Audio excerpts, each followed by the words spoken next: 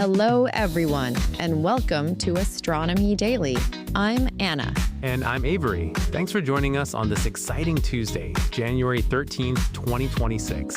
We've got an incredible lineup of space news to share with you today. We really do, Avery. We're covering everything from a historic first on the International Space Station to groundbreaking black hole discoveries.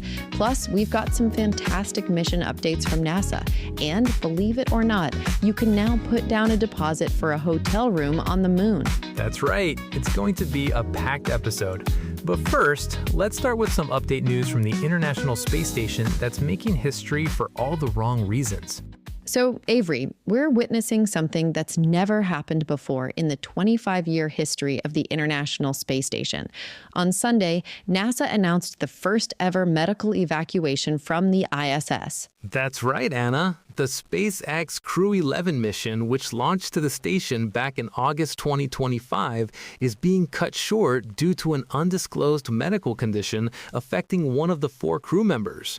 The team includes NASA astronauts Mike Fink and Zina Cardman, Russia's Oleg Platonov, and Japan's Kimiya Yui. And yesterday, we saw a really touching change of command ceremony. Mike Fink, who was serving as commander of Expedition 74, handed control of the station over to Russian cosmonaut Sergei Kudryavtsev. During the ceremony, Fink called it bittersweet, and you could really feel the emotion in his words. I read about that. Fink told Kudryavtsev, "It's an honor and a pleasure to be a commander, and I cannot imagine being happier than to hand over command to you." The crew's scheduled to undock from the ISS on Wednesday afternoon, with hatch closing at 3 p.m. Eastern Time and departure at 5 p.m. They'll then make an 11-hour journey back to Earth aboard their Dragon Endeavour spacecraft. They're expected to splash down in the Pacific Ocean early Thursday morning around 3:40 a.m. Eastern Time. Now, one interesting aspect of this situation is that NASA has declined to specify which astronaut is experiencing the medical issue, citing privacy concerns. They also haven't disclosed the nature of the medical condition itself. This early departure creates an unusual situation on the station. After Crew-11 leaves, there will only be 3 astronauts aboard, including just one American, Chris Williams. That's well below the typical crew complement. Right. Normally, NASA prefers crew overlap to avoid gaps in maintenance and research capabilities, but they've deemed this medical situation serious enough to warrant the immediate return, even if it means operating with a skeleton crew until the next rotation arrives. And speaking of the next rotation, Crew-12 was originally scheduled to launch in mid-February. NASA is now evaluating if they can move that launch date up. Of course, this all has to be coordinated with another major event on NASA's calendar. You're talking about Artemis 2, right? Exactly. NASA is simultaneously working to roll out the Space Launch System rocket for the Artemis 2 mission from the Vehicle Assembly Building to Launch Complex 39B at Kennedy Space Center. That rollout is scheduled for January 17th, with the first launch opportunity for Artemis 2 opening on February 6th. It's a delicate balancing act for NASA operations. According to NASA administrator, the ISS evacuation shouldn't interfere with the Artemis 2 timeline, but it certainly adds complexity to an already busy schedule.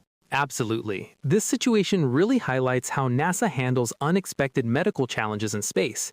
They have protocols in place, but this is the first time they've actually had to implement a full medical evacuation from the station. It's worth noting that while this is the first medical evacuation, it's not the first time medical concerns have affected ISS operations. Just last week, a planned spacewalk had to be canceled due to these same medical concerns that ultimately led to the evacuation decision. We wish all 4 Crew-11 astronauts a safe journey home and a quick recovery to whoever's dealing with a medical issue. Now, let's shift gears to some absolutely fascinating astronomy news. Avery, astronomers have discovered something they've never seen before, a galaxy-wide wobbling black hole jet. This is really cool stuff, Anna. A team led by researchers at UC Irvine and Caltech's Infrared Processing and Analysis Center has found the largest and most extended jet ever observed emanating from a supermassive black hole. And it's doing something remarkable. It's wobbling. The galaxy in question is called VV340A, and the jet extends up to 20,000 light years from its center. To put that in perspective, that's about 1/5 the diameter of the Milky Way galaxy. These jets are composed of superheated material being accelerated to near the speed of light. The observations were made using the WM Keck Observatory's Keck Cosmic Web Imager on Mauna Kea in Hawaii. But what really makes this discovery special is that the team combined data from multiple observatories to get the complete picture. Right. They used infrared observations from the James Webb Space Telescope, radio images from the Very Large Array, and the optical data from Keck. Each observatory revealed different aspects of this phenomenon. Webb's infrared data showed the energetic heart of the galaxy, while Keck's optical data showed how that energy propagates outward.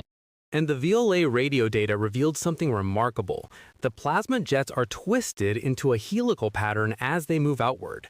This is evidence of what's called jet precession, where the jet's direction slowly wobbles over time, kind of like a spinning top. Lead author Justin Cater from UC Irvine said the Keck Observatory data was crucial. He noted that the gas they observed with Keck reaches the farthest distances from the black hole, meaning it also traces the longest timescales. Without those observations, they wouldn't know how powerful or persistent this outflow really is. What's particularly surprising about this discovery is where it was found. VV340A is a relatively young galaxy still in the early stages of a galactic merger. Typically, these kinds of jets are observed in older elliptical galaxies that have long since stopped forming stars. That's a great point. The Webb data showed that the superheated coronal gas, the plasma erupting from either side of the black hole, measures several thousand parsecs across. Most observed coronas measure in the hundreds of parsecs, making this the most extended coronal gas structure ever observed. The discovery also revealed that the jet is actively affecting the galaxy's evolution. The KCWI data showed that the jet is stripping the galaxy of gas at a rate of about 20 solar masses per year, effectively shutting down star formation. This finding challenges our established theories about how galaxies and their supermassive black holes evolve together. As Cater put it, this is the first time we've seen a precessing kiloparsec scale radio jet deriving such a massive outflow in a disk galaxy. He also noted something intriguing about the Milky Way. He said there's no clear fossil record of something like this happening in our galaxy, but this discovery suggests we can't rule it out. It changes the way we think about the galaxy we live in. The next step for the team involves higher resolution radio observations to determine whether a second supermassive black hole could be at the center of VV340A, which might be causing the jets to wobble. It's an exciting time for studying black holes and their impact on galactic evolution. This discovery opens up new questions about how common this type of activity might be in the universe. Now, let's take a look at what's launching this week. We've got a busy manifest with 8 orbital launch attempts scheduled from China, the United States, and Norway. That's right, Anna.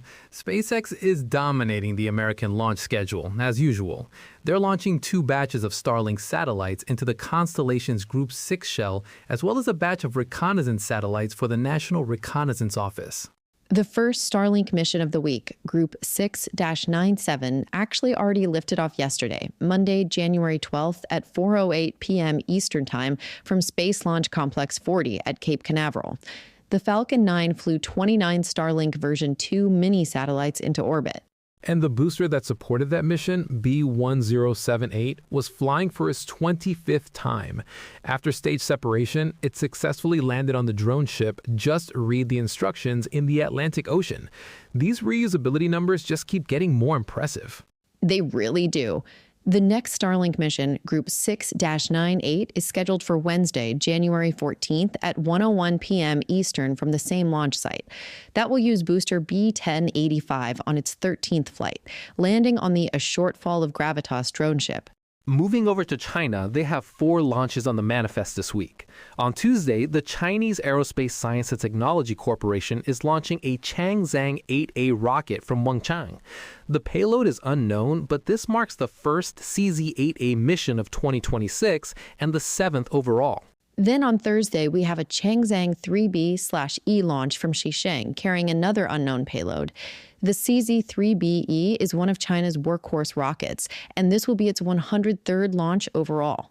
Also on Thursday, private Chinese spaceflight company Galactic Energy is scheduled to launch a Series 1S rocket from the Oriental Spaceport launch ship.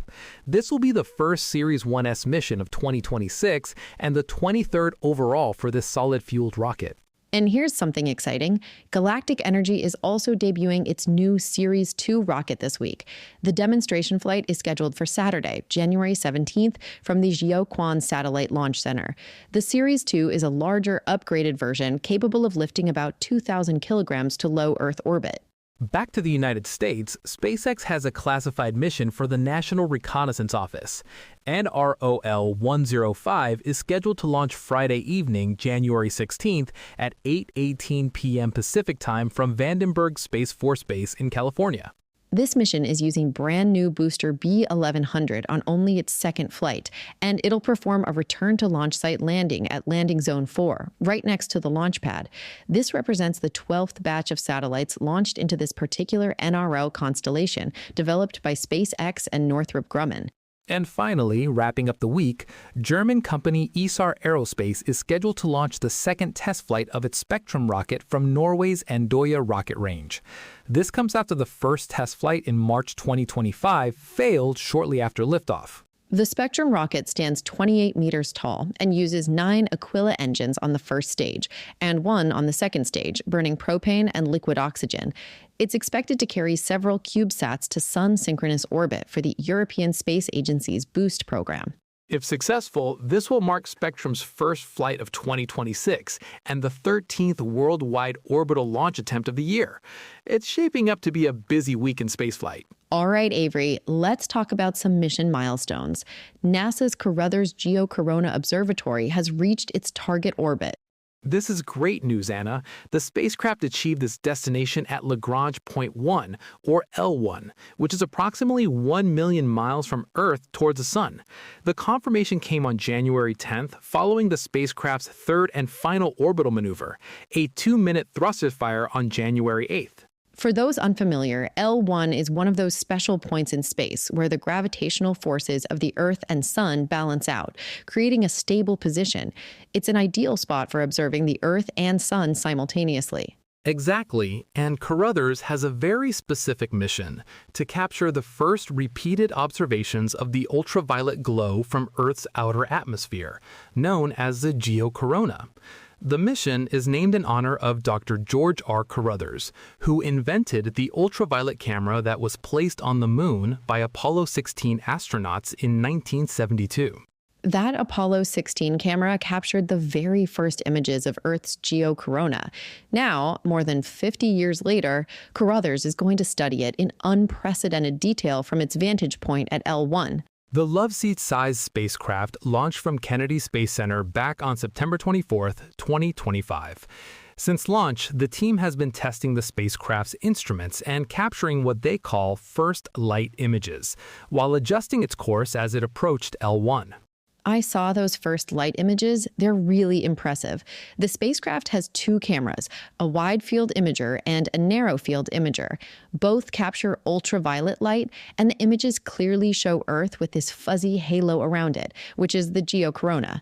What's interesting is that you can also see the moon in those images, and the lunar surface still shines in the specific wavelength of light called Lyman alpha, because its rocky surface reflects all wavelengths of sunlight. That's actually why it's important to compare the Lyman alpha images with the broad ultraviolet filter. The narrow field imager even captured 2 background stars that must have surface temperatures approximately twice as hot as our sun to be so bright in this wavelength of light. Carruthers is now beginning its final checkout procedures before starting its 2-year primary science mission in March. From L1, it will provide scientists with the most detailed views ever of how Earth's outermost atmospheric layer interacts with the space environment. The mission is led by Dr. Laura Waldrop from the University of Illinois, Urbana-Champaign, with the Space Sciences Lab at UC Berkeley leading mission implementation and operations. Speaking of missions reaching their destinations, Anna, NASA's IMAP mission has also arrived at L1. That's right. IMAP, which stands for Interstellar Mapping and Acceleration Probe, reached Lagrange Point 1 on January 10th, just 2 days after Carruthers completed its final maneuver. The mission operations team sent commands to the spacecraft on the morning of January 9th to begin the trajectory maneuvers. Early on January 10th, they confirmed that IMAP had successfully entered its final L1 orbit, where it will stay for the duration of its mission. IMAP has a fascinating mission profile. It's going to explore and map the very boundaries of our heliosphere. That's the protective bubble created by the solar wind that encapsulates our entire solar system. It will study how the heliosphere interacts with the local galactic neighborhood beyond. Think of IMAP as a modern-day celestial cartographer. It's going to explore and chart the vast range of particles in interplanetary space, investigating how charged particles from the sun get energized, and how the solar wind interacts at the boundary with interstellar space. But IMAP also has a very practical application. It will provide real-time observations of the solar wind and energetic particles, giving critical data that can help protect spacecraft and astronauts from adverse space weather effects. L1 provides IMAP with a stable and clear 360-degree view of the heliosphere. This position also gives an unobstructed view of the sun, which means the spacecraft can give about a half-hour's warning to astronauts and spacecraft near Earth of harmful radiation coming their way. IMAP launched on September 24, 2025, the same day as Carruthers. They traveled to Lone together, along with NOOA's SWFO Lagrange, which stands for Space Weather Follow-on Lagrange 1. At Lone, they join other spacecraft already in orbit there, like NASA's WIND and ACE missions and the ESA/NASA SOHO Observatory. The mission is led by Principal Investigator David McComas, a professor at Princeton University, with an international team of more than 20 partner institutions. Johns Hopkins Applied Physics Laboratory built the spacecraft and operates the mission. IMAP is nearing completion of its commissioning phase and will begin its science mission on February 1st. The data from IMAP's state-of-the-art instrumentation will greatly enhance the usefulness of data from those other missions at L1. It's exciting to have both Carruthers and IMAP reaching their destinations at the same time. They launched together, traveled together, and now they're both settling into their orbits to begin their science missions. Okay, Avery, save the best for last, right? You can now put down a deposit for a hotel room on the moon. I know it sounds like science fiction, Anna, but this is for real. A company called GRU Space, and that's Galactic Resources Utilization, has publicly announced its intent to construct a series of habitats on the moon, culminating in a hotel that's actually inspired by the Palace of the Fine Arts in San Francisco. On Monday, the company opened applications for aspiring lunar tourists. You can place a deposit ranging from $250,000 to $1 million to reserve a spot on one of their early lunar surface missions. They're targeting as early as 2032 for the hotel opening. Now, before anyone rushes to empty their bank accounts, let's talk about what this actually involves. GRU Space is a Y Combinator-backed startup founded in 2025 by Skylar Chan, a recent UC Berkeley graduate who's only 22 years old. The company has received backing from investors in SpaceX and Anduril. What makes GRU's approach interesting is that they're not planning to ship all the building materials from Earth. Instead, they want to use in-situ resource utilization, or ISRU technology. That means using robotic systems to transform lunar soil, regolith, into durable building blocks. Their roadmap starts with a 2029 demonstration mission to validate the process of turning lunar soil into bricks. By 2032, if everything goes according to plan, they expect to open what would be the world's first lunar hotel inside a lunar cave, which provides natural protection from radiation and temperature extremes.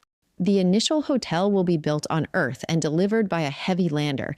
It's an inflatable structure designed to host up to 4 guests for multi-day stays.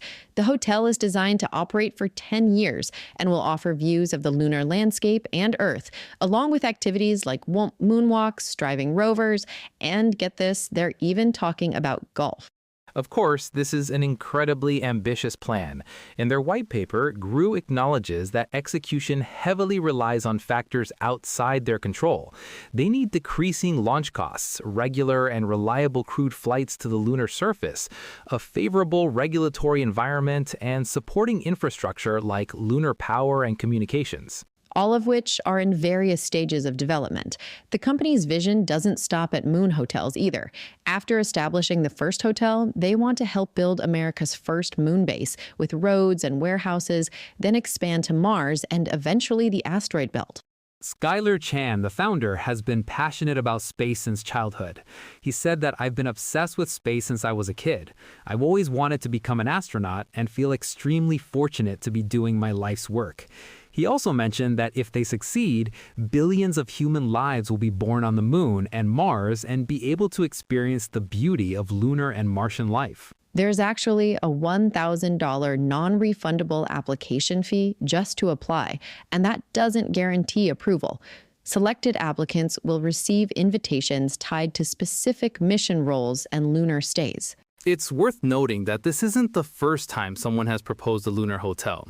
Hilton Hotels actually had a lunar Hilton concept in the 1960s and even printed reservation cards and room keys as promotional items. True, and back in 1973, Hilton partnered with Trans International Airlines to produce a brochure inviting customers to a trip to the moon sometime after 1973, with costs up to $25,000 per person. Of course, that never materialized. The big question is whether GRU Space can succeed where others have only dreamed. They've got the backing, they've got the vision, and they've got a founder who's putting everything into making it happen. The timeline aligns with NASA's renewed push to establish a permanent human presence on the moon through the Artemis program. Even if this particular venture doesn't pan out exactly as planned, it's exciting to see private companies seriously pursuing lunar infrastructure. The fact that we're even having this conversation about booking hotel rooms on the moon shows how far space exploration has come. Absolutely. Whether it's 2032 or 2042, the era of lunar tourism feels like it's genuinely approaching. We might actually see commercial lunar hotels in our lifetimes. Well, that's all the time we have for today's episode of Astronomy Daily. What an incredible day of space news. From the historic ISS Medical Evacuation and wobbling black hole jets, to missions reaching their destinations at L1, and even the possibility of vacationing on the moon, it's been quite a journey. If you enjoyed today's episode, please subscribe to Astronomy Daily wherever you get your podcasts. And don't forget to leave us a review. It really helps other space enthusiasts find the show. You can find us on social media and at our website for more space news and updates. Just search for Astro Daily Pod on socials or visit us on the web at astronomydaily.io. Thanks so much for listening, everyone. Until next time, keep looking up. See you tomorrow. Clear skies. Astronomy.